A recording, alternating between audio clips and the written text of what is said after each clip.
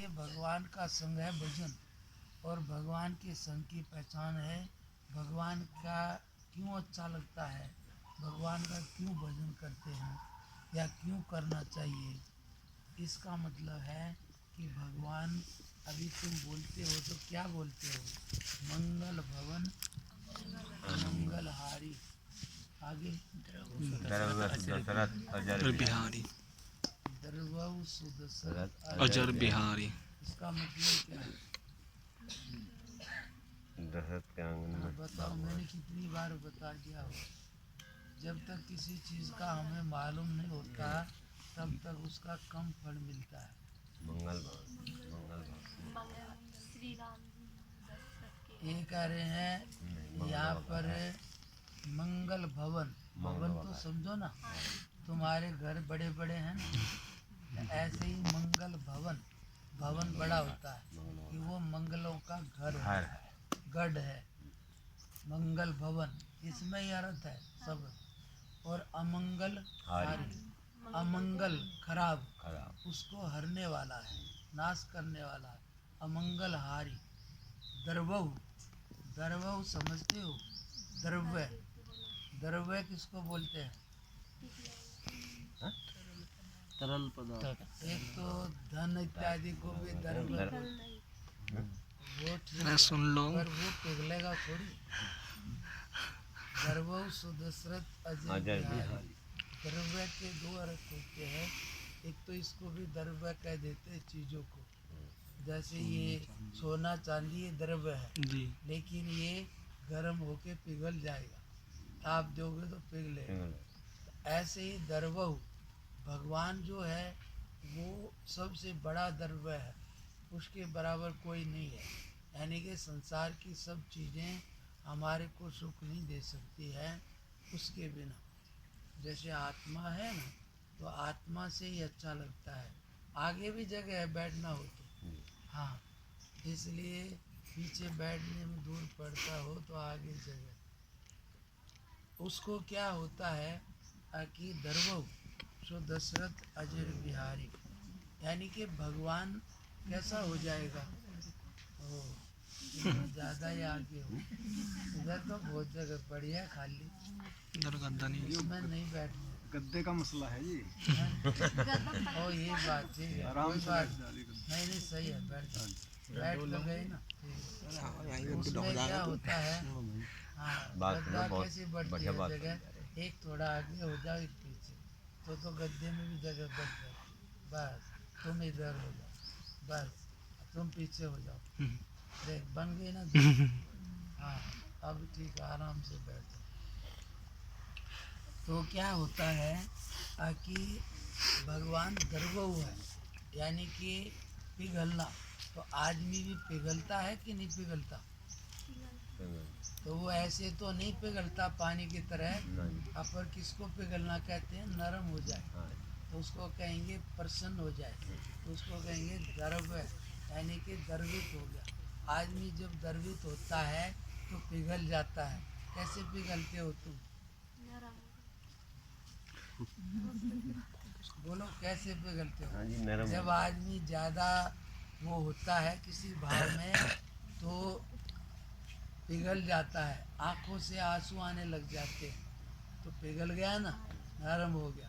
और गुस्से में बहुत अग्नि हो जाता है, आग बन जाता है, तो इसको बोलते हैं कि नरम हो जाना। तो भगवान प्रसन्न हो जाए, इसका मतलब ये है अब जो मंगलों का घर है और सब अमंगलों को, अनिष्ट को, दुखों को नाश करने वाला, हरने वाला है, वो जो दशरथ जी के आंगन में विहार कर रहे हैं बाल रूप भगवान, वे हमारे पर प्रसन्न हो जाए।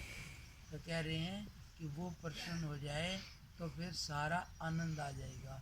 भगवान का संग करने से सारे आनंद और सब जितने भी गुणों का सागर है वो सब आ जाते हैं, और उससे विपरीत होने से सारे दुख झंझट खड़े हो जाते हैं। इसलिए भगवान का नाम लेते हैं, लेना चाहिए। उसका संग, जैसे हम सब को छोड़ के सो जाते हैं तो आत्मा के संग में चले जाते हैं, और आत्मा का संग करते ही क्या होता है? कहीं डर चिंता भय रहता है? बस क्या किया? कुछ नहीं, संसार से मन हटाया और आत्मा में जुड़ गए। बस सारा दुख डर भय चिंता खत्म। तो इसमें क्या करना पड़ा? ऐसे ही जागते जागते भी यदि कोई जुड़ जाए, जैसे तुम कीर्तन बढ़िया से करो, तो उस समय भी सारे दुख चिंता मिट जाते हैं ना, अच्छा लगता है। तो वो जागते जागते भी भगवान से जुड़ गए तो अच्छा लगने लग जाएगा। और कोई नहीं जुड़ा तो भले वो कीर्तन में बैठा हो, उसको नहीं लगे। वो जो अच्छे से जुड़ता है, जितना उसको उतना अच्छा लगता है। कम जुड़ता है तो कम अच्छा लगता है। चिंता में हो तो नींद ठीक से नहीं आती, तो सुख भी कहाँ से आएगा? और जब कोई सब नींद कैसे भी आ जाए तो फिर सब दुख हट जाएगा। तो बात क्या है, व्यवहार में ज़्यादातर सबको अब अपनी मैं की लगी रहती है।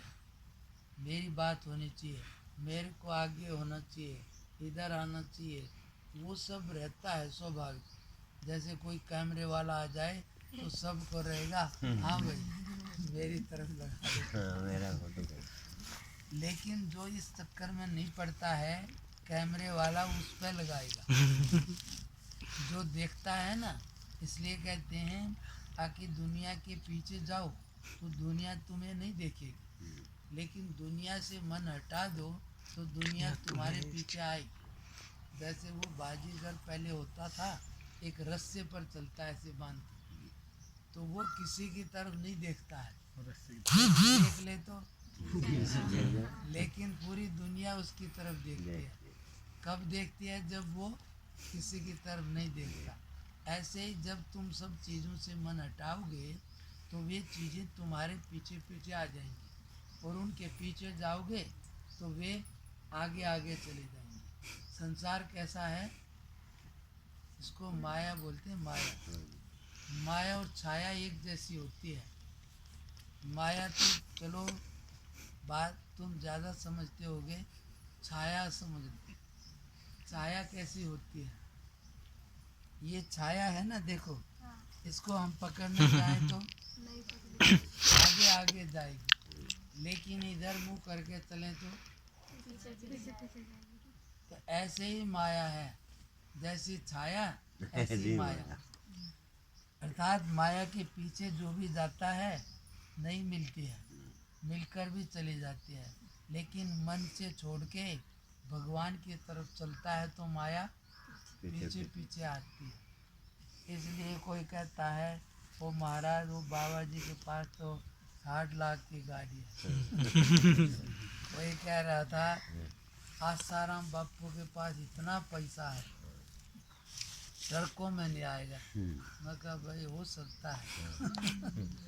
मैं कहा क्या करें? बोला जी वो बहुत पैसे वाले। मैं कहा होंगे भाई। तो इसलिए मैं कहा हमारे पास तो एक पैसा भी नहीं। लेकिन मैं कहा भाई पैसे से बड़ा नहीं होता। अब उसको क्या है, उसी के यहाँ वो चला गया कहने वाला और खाना खा लिया। कुंभ में तो भंडारों में फ्री मिलता है, वहाँ पैसे मिल रहा था, 20 रुपये लग गए। तो फिर बोला महाराज कुछ नहीं यार सारा।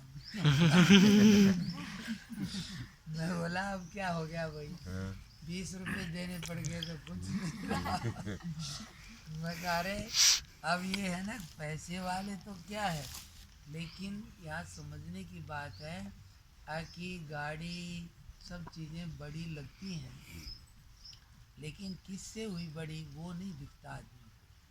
अब मैं कह रहे आसाराम हो चाहे कोई भी हो, चाहे कोई राम रहीम को आजकल कहते अवतारी पुरुष हैं, ये राम और भी, लेकिन ये बड़े किससे हैं भाई? भगवान से ही तो हैं। भगवान के बिना कौन पूछता है? इसलिए भगवान के सहारे से ही कोई भी बड़ा है। तो इसलिए बड़ा भगवान है, लेकिन भगवान की ये महिमा है अब वो अपने ऊपर नहीं लेता, औरों को बढ़ाई देता है। इसलिए कहते हैं कोई भी बड़ा होया है, बड़ाई पाया है, पहले या अब या आगे पाए तो उस बड़े से जुड़ के ही पाया है, उससे बगैर किसी ने ना पाई है ना कोई पा सकता है। किसी को कुछ भी बढ़ियापन है तो उसके पीछे उसका कोई पुण्य है, अच्छा कर्म है, और वो सब भगवान के साथ के है, भगवान के कहे अनुसार का है, उससे ही है। इसलिए सारी महिमा भगवान की है। तो इसके पीछे जाओ तो मगर देखो ये भगवान की तरफ आए हैं तो अभी कुछ पहुँचे नहीं हैं, लेकिन भगवान की तरफ चलने से ही गाड़ी आ गई, इतना धन आ गया। यहाँ कमाते तो सारी जिंदगी भी ना मिलती और आदमी क्यों कहे गाड़ी में मौज कर रहा है, मगर इसका भी मन है इसलिए तो कहें अब बाबा जी ठाठ ले रहा। अरे भाई इसका मतलब है तेरा भी मन है, मिल ही नहीं। और तुम बीड़ी नहीं पीते और अगला पीता हो तो कहोगे, लेकिन जो पीता हो कहेगा थोड़ा पूछता भी नहीं। सही बात। वो तो जिसका जिस चीज में वो होता है ना, इसी से है कि एक बार में कहीं बट के नीचे बैठा, कोई आया महाराज, वो महाराज तो ऐसा है ऐसा है, तो बोला मैं तो जी यहीं पड़ा हूँ किनारे पर, कुछ नहीं है। तो चला गया। मैं सोचा इसका मतलब ये है कि इसको भी वैसा ही चाहिए भाई दूसरे के पास दुनियादारी है, मेरे पास कोई नहीं आ रहा, तो तेरे को भी मन है, मैं तो कुछ नहीं, मगर भाई भगवान का भजन कर ले, उसकी कृपा होगी तो तेरे पास भी आ जाएगा जो चाहेगा। अब वो हिस्सा कुछ योग होया, रात ही बीती, सवेरे उसके पास भी भीड़ होगी मगर इसकी तो जल्दी सुन ली तो ऐसा है कि ये सब महिमा परमात्मा की है, उसी से कुछ भी होता है। लेकिन आदमी थोड़ा सा कुछ मिल जाए तो उसको भूल जाता है, इसलिए सब गड़बड़ हो जाती है। तो ये बात है। अब ये बात क्या है कि लड़ाई हो रही है रावण की, और रावण आया, हनुमान को देख कर रावण ने सोचा इसने बहुत गड़बड़ करी है। पहले तो लक्ष्मण को शक्ति मार दी रावण ने, तो शक्ति मारी तो वो बेहोश हो गया, तो उठाने लगा तो हिला ही नहीं।